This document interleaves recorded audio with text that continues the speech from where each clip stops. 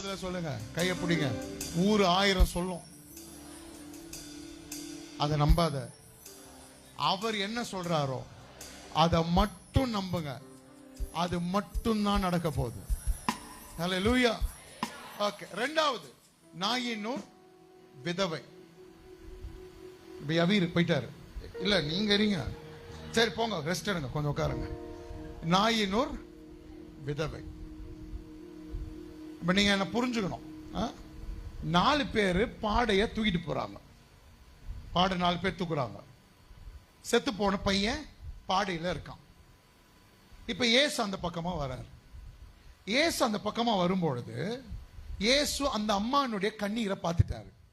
பார்த்த உடனே இப்ப நான் அந்த என்ன தெரியுமா பண்ணிருப்பேன்? 4 பேர் நில்லுங்க, நான் அந்த பையனை என்ன பண்ண போறேன், உயிரோட எழுப்பணும்னு சொல்லியிருப்பேன்.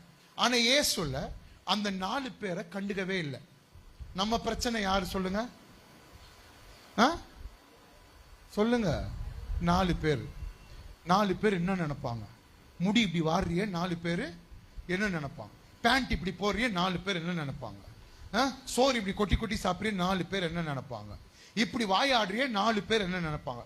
பக்கத்துல பாருங்களேன், அந்த 4 பேர் யாரு?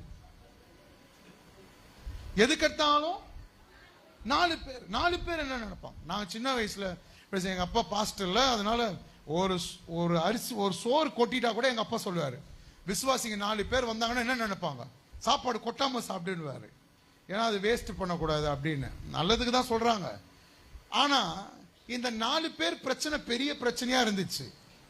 இப்ப இயேசு இந்த 4 பேரை பெருசாவே பார்க்கலையா? அதுல இருந்து நானும் இந்த 4 பேரை பெருசா பார்க்கறதே இல்லை.